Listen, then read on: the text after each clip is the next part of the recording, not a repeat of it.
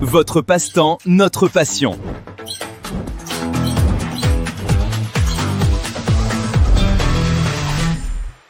Salut les amis, nous voici retrouvés dans cette nouvelle vidéo, dans cette nouvelle chaîne YouTube. Donc je vous remercie à tous de nous avoir retrouvés ici sur ce nouveau support. Donc on est sur Moderne Loisirs. Aujourd'hui je voulais vous faire une petite vidéo sur la présentation des locaux du lieu dans lequel je vais pouvoir vous accueillir, faire quelques animations avec vous. On va retrouver ici la création d'un poulailler.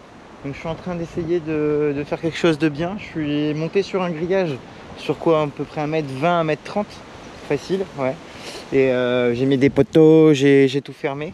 En fait, si vous voulez, je leur ai laissé une zone qui doit faire à peu près, je sais pas moi, une trentaine de mètres sur une largeur qui fait à peu près 3 mètres, 2 mètres, 2 mètres 50, 3 mètres. Donc voilà, sur tout ça. Et après, là-bas au bout, on va retrouver le poulailler. Alors, pourquoi je vous parle de ça? C'est parce que Moderne Loisirs, c'est aussi l'occasion de découvrir un petit peu plus d'activités en lien avec la nature.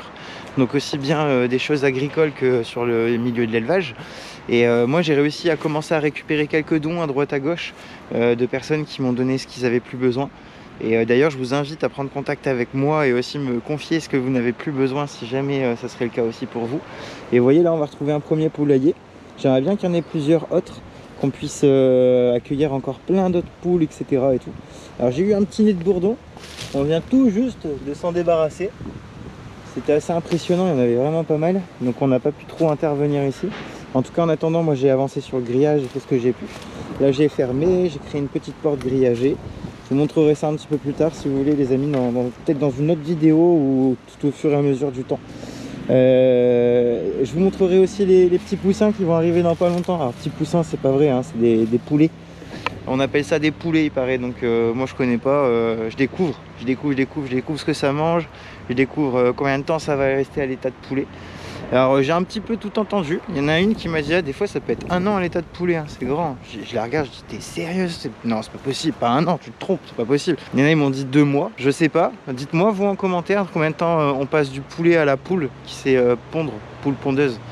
Mais vraiment pas forcément qui pourront bien qui pourront tranquillement quoi. En plus ils vont être habitués à des bruits, donc des bruits d'urbanisme. Vous voyez il y a la route qu'on entend de temps en temps, mais elle n'est pas tout le temps là, donc je pense que ça peut aussi leur rappeler là où ils ont vécu, parce qu'ils étaient à proximité d'une zone industrielle, donc il y avait beaucoup de passages, donc ça va pas trop les perturber.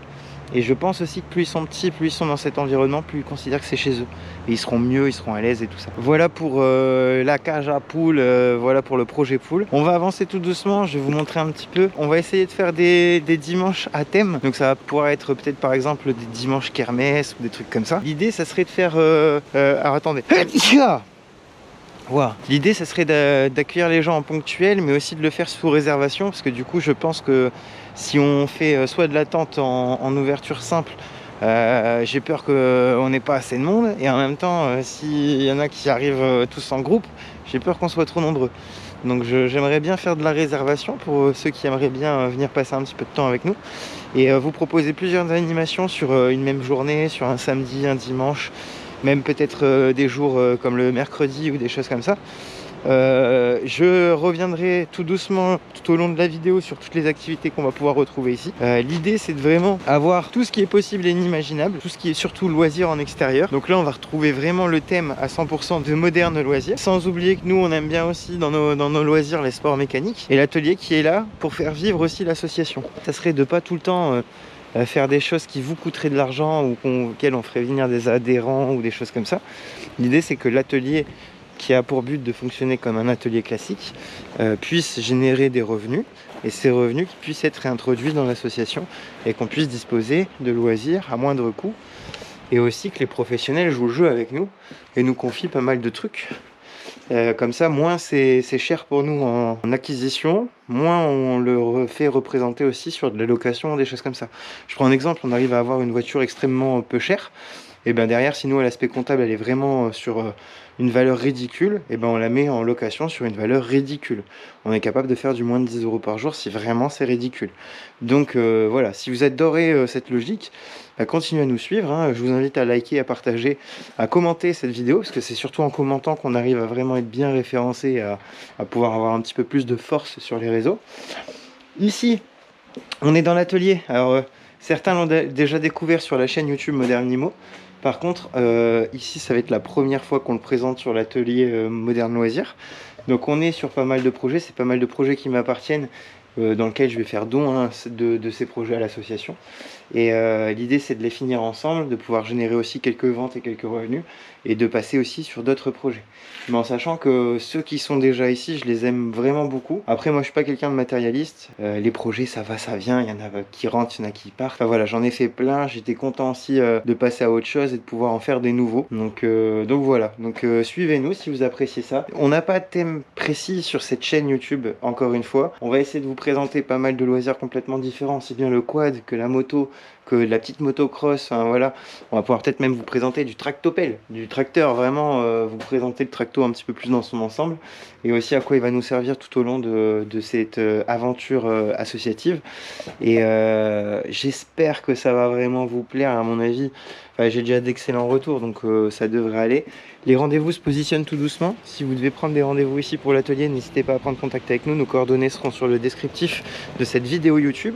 On va pouvoir aussi essayer de mettre en place avec une IA, vous savez, tout ce qui va être répondeur automatique pour peut-être la prise de rendez-vous, pour que ce soit le plus simple pour vous et aussi un petit peu pour nous.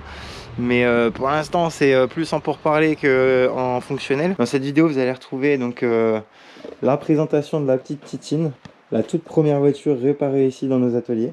Alors vous voyez, c'était une voiture qui avait eu un accident sur la face avant. Là forcément on tourne les premières images pour cette chaîne YouTube, mais je vais pouvoir vous montrer des photos de ce qui s'est passé juste avant. On a eu même l'occasion d'avoir un coup de main d'un abonné. On a changé le pare-brise, on avait eu un choc qui était plutôt vers de ce côté-ci, quoi, qui a tapé vraiment, voilà. Donc c'était un choc comme ça, mais plus qui est remonté. On a redressé un petit peu la tôle, on a redressé, il y avait cette petite vis qui était tordue, il y avait 2-3 bricoles qui étaient tordues, et la traverse là qui est tordue, mais qui n'a pas été modifiée sur les empattements et sur les mesures de la face avant. Donc il suffit juste de la redresser. Donc je suis en train de faire un petit système D qui va permettre de la redresser.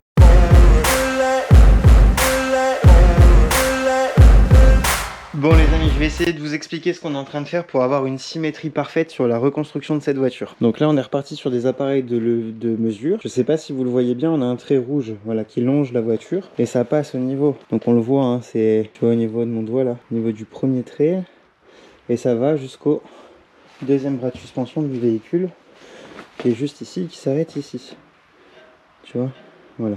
Donc l'idée c'est d'aller reprendre maintenant cette symétrie sur la vis qui est là et sur la vis qui est là-bas. Donc la vis qui est là-bas, en sachant qu'elle est bonne, celle qui est ici, elle a strictement pas bougé, donc elle est là. Et on va reprendre cette symétrie. Bon, on est censé avoir fini de redresser un petit peu la barre avec ici. On a bougé un tout petit peu de l'autre côté.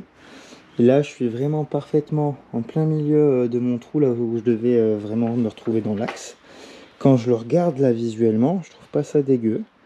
Je dirais pas que c'est parfait, mais c'est pas trop dégueu. Je me demande si je vais pas leur tirer un dernier coup pour lui donner un petit peu de longueur, pour le ressoulager après pour revenir. Si vous voulez, je peux vous essayer de vous montrer ce que ça donne, parce que là, ah merde. Alors, je vais essayer de bien le mettre. Alors, je promets rien avec la caméra, c'est la galère de filmer et de montrer de la mécanique en même temps, la mécanique. Voilà. Ouais. Alors. J'ai les crics de la voiture, je veux tout savoir. Ah, je pousse sur le moteur, ça lui fait pas du bien. On va se mettre comme ça.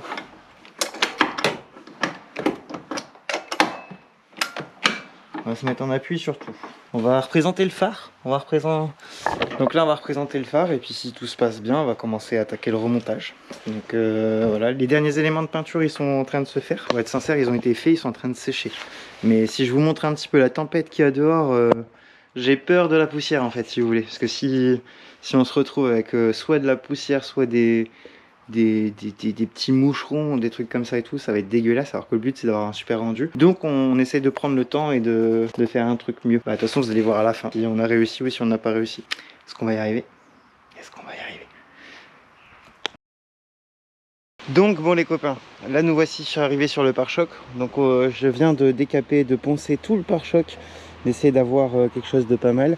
Je me suis mis à la lumière du jour, c'était peut-être mieux pour voir les petites aspérités. Et franchement, rendu pas mal. Donc on a poncé au 240.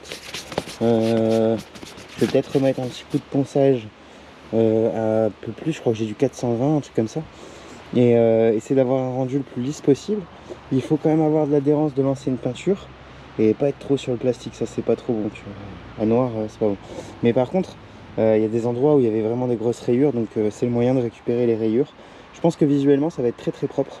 Bon, c'est pas parfait, hein, mais bon, pour la voiture et le budget que c'est dédié, je pense qu'il y en aura largement assez. Par rapport à ce que c'était avant, ça peut être que mieux. Vraiment, ça peut être que mieux. Je me suis mis sur deux vieux tréteaux qu'on sent... Voilà, qui ont très peu de valeur, donc du coup s'ils prennent un petit peu de peinture c'est pas grave. Et là je vais pouvoir profiter de peindre aussi à l'extérieur. Je vais essayer de filmer mais je garantis rien parce que avec toute la logistique des pots de peinture et tout ça, je pense que ça va être compliqué. Et en plus il faut que je me change, il faut que je m'habille. Le temps il va être très serré, donc du coup je pense que je vais pas vous filmer tout ça. Mais je vous montrerai le rendu à la fin. Dites-moi ce que vous en pensez. Bon, nous voici arrivés les amis à l'atelier. On va pouvoir commencer la reconstruction de cette 107 essence. Je crois que c'est un 1,1 litre 3 cylindres. Je suis pas carrossier. S'il y a des carrossiers professionnels qui voient cette vidéo, n'hésitez pas à nous laisser des conseils en commentaire encore une fois parce que c'est le meilleur moyen pour nous de communiquer avec vous. Et on n'est pas professionnel, on découvre, c'est comme qui dirait nos premiers chantiers. Mais par contre, on a compris comment ça fonctionne. Il y a sûrement des techniques bien plus rapides et efficaces que ce que vous allez découvrir dans cette vidéo. Mais en tout cas, on fera, nous, de notre côté, ce qu'on pense le plus cohérent et surtout le plus rapide. Je pensais commencer par le montage soit de l'aile, soit du phare, pour un petit peu réajuster les choses. Et ensuite, on va tout réajuster avec le capot, le pare-choc, enfin vraiment... On va essayer d'avoir un bon alignement, parce qu'apparemment pour les carrossiers c'est vraiment ce qui compte le plus, l'alignement. Donc je vais vous montrer ça. Je vais sûrement vous faire un accéléré ou vous faire des explications en étapes. Si je vois que je tombe sur des choses où je connais pas, où je découvre, ou des trucs un peu atypiques. Déjà là j'avais retiré le pipi à glace, donc tout le réservoir du système d'essuie-glace, je l'avais retiré, je viens de le remettre, je l'ai rebranché, je l'ai connecté. J'ai encore quelques connexions à faire aussi. Mais c'est pas grave, je le ferai un peu plus tard. Et ça, je referai les connexions comme ça, faut que je remette une cosse. Ça fait 10 fois que je me dis qu'il faut que je passe à la casse et je n'ai pas encore eu le temps d'y aller parce que c'est pas sur ma route, donc du coup, j'y pense pas. Là, on va refixer bien cette aile parce qu'elle est juste posée là sur une vis. Donc on va la fixer un petit peu partout là sur les points d'accroche et également ici, revisser. Tu vois, parce que c'est là où ça bouge un peu. Donc voilà, là on va le fixer aussi ici. Tac, tac. Tu vois. On va bien s'aligner. Donc voilà. Pour ceux qui ont suivi juste avant, je vous ai bien présenté l'alignement de la voiture avec les faisceaux laser. Donc on est pas mal, on va voir, rien n'est parfait, hein, donc on va bien voir. Au compas, je suis bon. Donc normalement si au combat je suis bon, c'est bon pour le reste. C'est pas, il y a un truc qui m'inquiétait, qui m'interrogeait, c'était le système de fermeture de capot. Mais normalement on est plutôt pas mal, parce qu'on est un peu tordu là, tu vois. Mais c'est juste le système en bas de patte. Donc en fait, là, on risque d'être bon sur l'accroche. Enfin, je vais voir. Peut-être qu'on devra le décaler un petit peu. Mais voilà, normalement, il vient se poser dessus. Et s'il s'écrase, il vient s'écraser sur le ressort. Mais ça, c'est un système très basique. Donc au pire, s'il faut, on le redressera un petit peu. Mais normalement, ça doit aller. Voilà. Non, on dirait que c'est encore un petit peu tordu, mais vraiment, c'est... Sur les deux points d'accroche, c'est bien. Bon, allez, à tout de suite sur l'accéléré.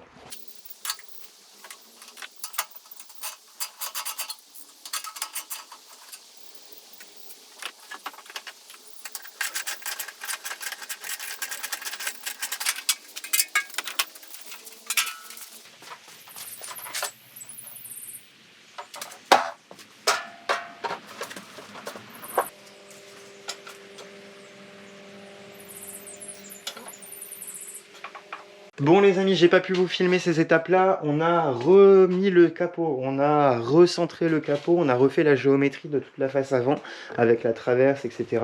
Merci à Alain qui est venu me donner un coup de main parce que franchement ça a été très compliqué pour moi.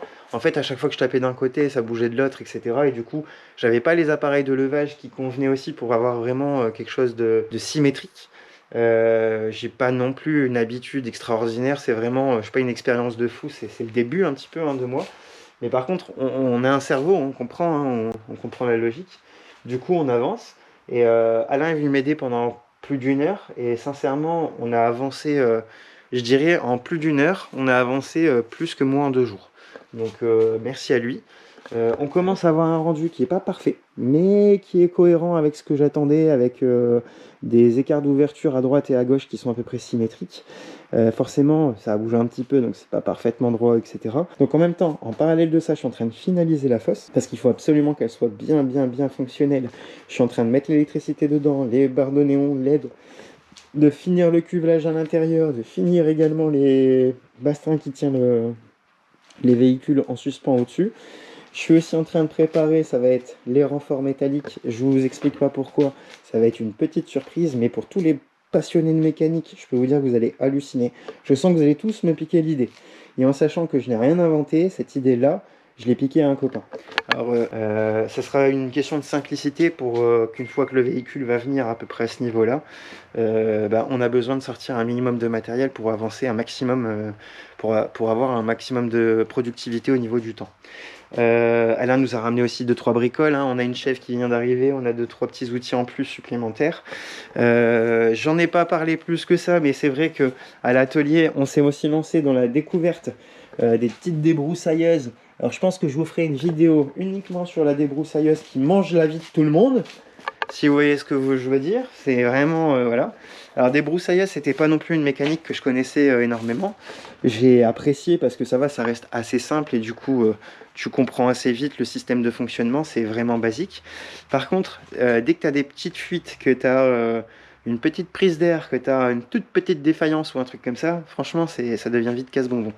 Et c'est de la pièce aussi qui est très fragile, qui est très mal entretenue, on va dire ça comme ça, parce que forcément les débroussailleuses vous les utilisez pas l'hiver, vous les laissez un petit peu stocker, et quand on les retrouve en été, malheureusement c'est un petit peu difficile pour la remise en route. Donc voilà, je vais vous présenter tout ça. Je vous propose que je remette le pare-choc que j'ai préparé. Alors je pisse un coup.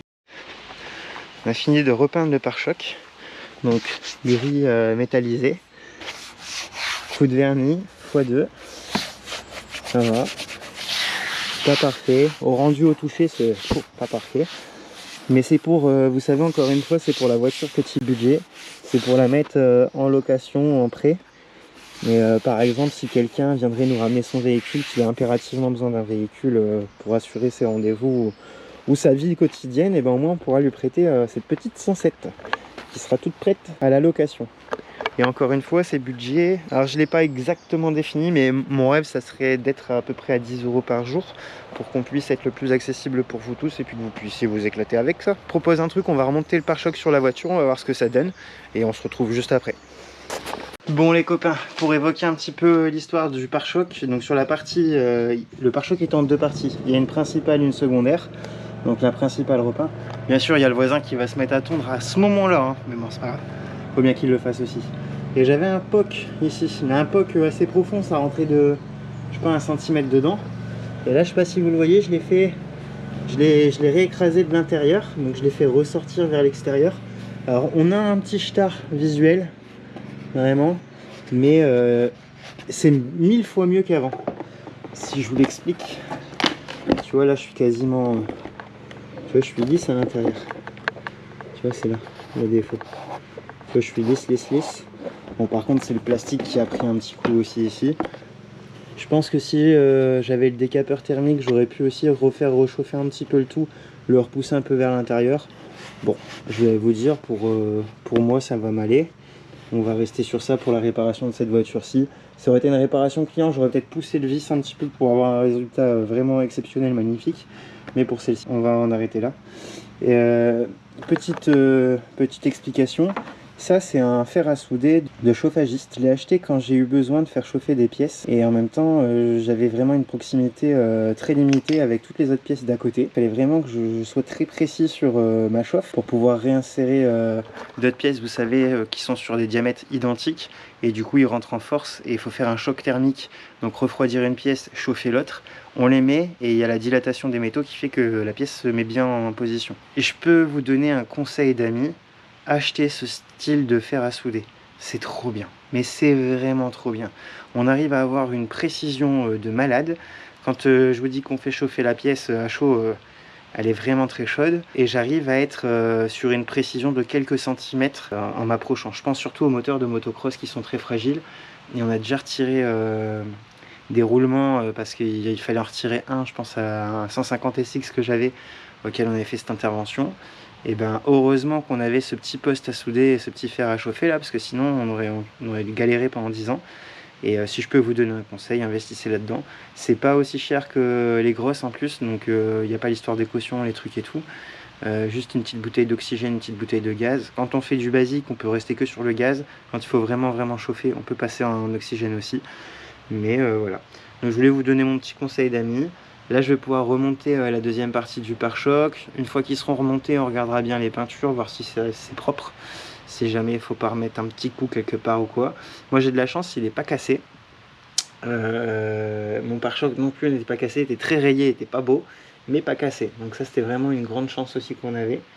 Là je le vois un petit peu à contre-jour, mon pare-choc je le trouve pas super bien peint. Mais encore une fois, on est sur du petit budget. Donc on va rester en mode petit budget et on va rester en mode dépanne. Donc voilà. C'est pareil, il y a un phare sur les deux là que j'ai eu à la casse. Allez, je vous le dis, c'est le phare de gauche. Il m'arrache le cœur. Mon phare de droite, il est parfait, il est sublime, il est nickel. Le phare de gauche, il est tout pourri. Et quand je vous dis, enfin, le prix que je l'ai payé, je trouve ça inadmissible. Mais bon, c'est le monde dans lequel on vit. Allez, je vous donne rendez-vous à la prochaine étape, les amis. Je remonte les deux parties du pare-choc. Je remonte le pare-choc sur l'auto. Je remets les batteries et on va faire un petit essai, voir si niveau mécanique tout va bien.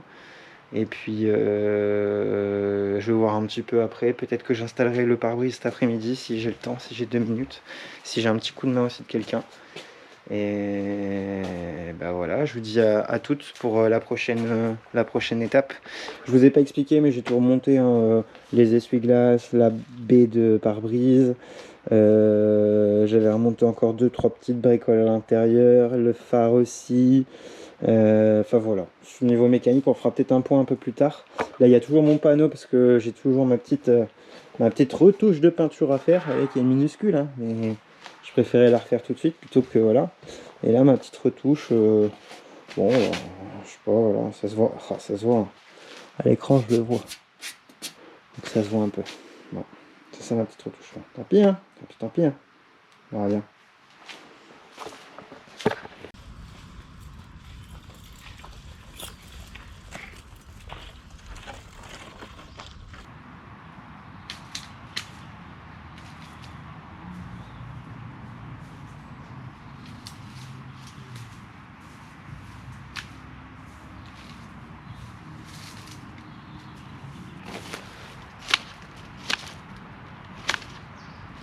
On va aborder aussi un sujet très important, les amis. On est dans une association. Une association, c'est rempli de bénévoles, d'adhérents, de donateurs, etc. J'ai besoin de monde pour pouvoir développer, par exemple, l'agriculture. J'aimerais créer des parcelles de culture où on pourrait justement avoir un bon ensoleillement, etc. Et vous voyez, c'est ici où j'imagine une zone. En fait, si vous voulez, c'est que des mauvaises herbes, ça pousse, etc. Là, on a eu pas mal de pluie, on a eu 3 jours de pluie et suivi de 3 jours de canicule. Donc je sais que pour tous ceux qui regardent ces vidéos, on est tous dans des régions différentes. Je pense à ceux qui sont dans le sud ou dans la région centrale. Vous voyez, nous, on est vraiment sur une terre plus qu'agricole. Tout est noir, c'est vraiment une bonne terre végétale. Et donc du coup, dans ce principe-là, ça pousse très vite. Donc un petit peu d'eau, un petit peu de lumière, un petit peu de chaleur, c'est parti, ça pousse. Donc c'est bien dans le principe. Par contre, on est tout le temps en train d'entretenir les terrains, etc. Je pense à mon voisin qui a un terrain super grand. Il a 2 jardiniers à temps complet. Donc je ne sais pas si vous vous rendez compte à quel point c'est du travail. D'autres peut-être ne comprendront pas parce qu'ils diront oh, c'est un terrain et tout ça, il faut laisser la nature. C'est vrai. Moi je suis d'accord de laisser la nature se faire.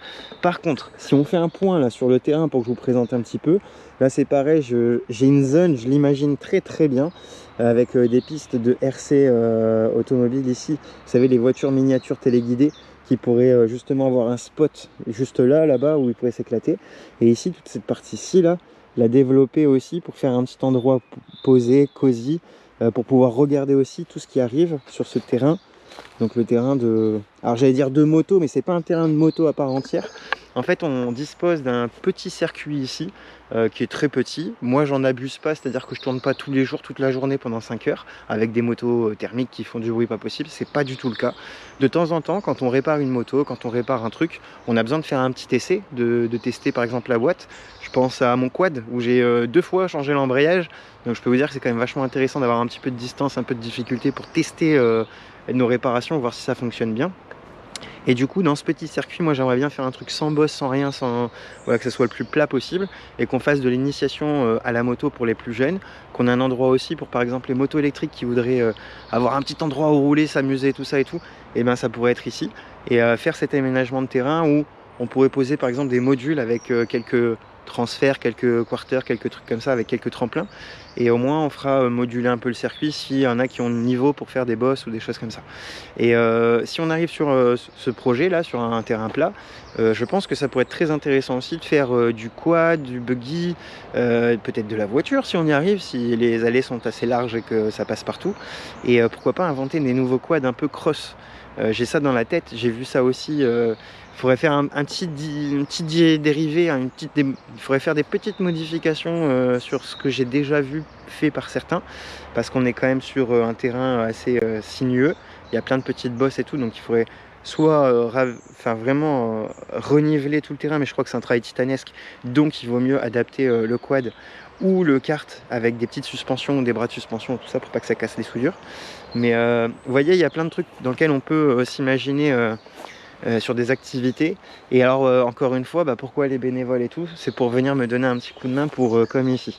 Et pour ceux qui seraient des fervents défenseurs de la nature et de la nature qui pousse d'elle-même, ok, mais par contre il y a beaucoup de lierre, et le lierre c'est du poison pour beaucoup d'animaux. Donc pareil pour les arbres, ça leur prend leur oxygène, ça leur prend leur faculté à prendre leur énergie photovoltaïque. Ils ont besoin de lumière, on est déjà assez ombragé dans toute cette forêt, on a besoin de la clarté, on a besoin que toute cette terre elle reprend vie, et pour le peu que j'ai vu 2-3 endroits où j'avais commencé à enlever le lierre et tout, franchement on voit que la végétation elle reprend, mais dans le bon sens. J'ai vu des rosiers pousser, j'ai vu des noisetiers reprendre vie, alors qu'avant on était plutôt que sur des mauvaises plantes, ou vous savez, les plantes sauvages, des orties, des trucs comme ça, enfin vraiment les trucs qu'on n'a pas forcément envie. Et surtout quand on se balade en short, j'en connais plus d'un qui m'ont dit « Ah, je me suis fait piquer !» Non, c'est des orties gros, c'est pas grave. Mais bon, ça fait chier quand même. Enfin, on va dire que ce qui est embêtant dans les orties, c'est que ça gratte pendant longtemps et ça pique. Donc c'est vrai que celui qui n'a pas trop l'habitude et qui se fait piquer par ça, il est assez choqué. Mais bon. Les cocottes qui arrivent bientôt, très prochainement, je vous présenterai ça dans une prochaine vidéo aussi pour tous les plus grands amateurs. Et c'est pareil, si vous avez des questions, n'hésitez surtout pas à m'en laisser en commentaire, je me ferai un plaisir d'y répondre. On a laissé nos coordonnées aussi sur divers réseaux, on est visible sur l'Instagram, on est visible sur le Snapchat, on est visible sur le Facebook. Donc je vous invite à prendre contact avec moi si vous avez des demandes d'entretien de véhicules à faire, si vous avez des demandes de réparation, si vous voulez être adhérent, si vous voulez être bénévole. Si vous connaissez quelqu'un en situation de handicap ou en situation de reconversion professionnelle et qu'il aurait envie de venir essayer de travailler avec nous, et bien pourquoi pas prendre contact ensemble. Je me ferai un plaisir de faire un petit entretien d'embauche, de faire peut-être un projet avec cette personne pour voir s'il est capable de rentrer dans le moule de ce qu'on attend. Et alors on n'est pas des réparateurs changeurs de pièces, hein. Il faut qu'on soit des réparateurs intelligents, donc il faut qu'on s'adapte avec toutes les problématiques qu'on a, et il faut qu'on trouve une solution à chaque fois, un truc bien particulier. Donc on va appeler ça peut-être du sur-mesure plus que de la réparation, et je sais que ça plaît pas à tout le monde. Il y en a qui adorent ça, c'est s'arracher la tête sur des trucs qui vaut pas grand chose, mais il y en a qui aiment pas trop. Donc voilà. Je vous dis à très vite dans la prochaine vidéo les amis. Je vous remercie vraiment de tout cœur de nous avoir suivis. Promis, on va se donner toute notre énergie. Je compte sur vous tous aussi pour partager cette vidéo, diffuser, et puis qu'on puisse être un très grand nombre à jouer le jeu et à kiffer cet assaut. C'est le début, c'est vraiment la toute première vidéo. Ce sera pas la dernière, vous allez voir. Et j'espère que les sujets que je connais même pas encore, hein, et qui vont vraiment vous plaire. Enfin vraiment on y met du cœur à l'ouvrage et on essaye de faire un travail de qualité, même si le matériel n'est pas toujours évident à maîtriser. Bon, des bisous à vous tous, je vous dis à la prochaine pour une prochaine vidéo. Bye. Chez Moderne Loisirs, nous croyons que la mobilité est un droit fondamental et non un simple privilège réservé à quelques-uns. Pourtant, pour beaucoup, une simple panne ou un manque d'accessibilité peut devenir un mur infranchissable au quotidien. L'isolement s'installe quand les solutions de transport disparaissent. C'est ici que notre histoire commence. Une histoire de cambouis, de moteur, mais surtout, une aventure humaine. Notre équipe arrive avec un sourire et une mission, redonner le mouvement à ceux qui l'ont perdu. Nous transformons la mécanique en un puissant outil de solidarité.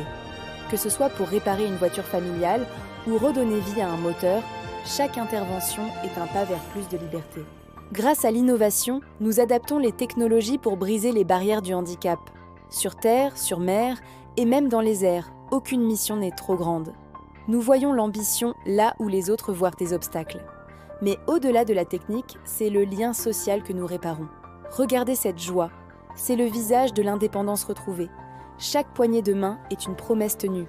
Rejoignez-nous, devenez bénévole, donateur ou partenaire de cette belle aventure. Moderne Loisirs, redonner la mobilité, créer des solutions, rassembler. La mécanique pour tous, la solidarité en action. Ensemble, faisons avancer le monde.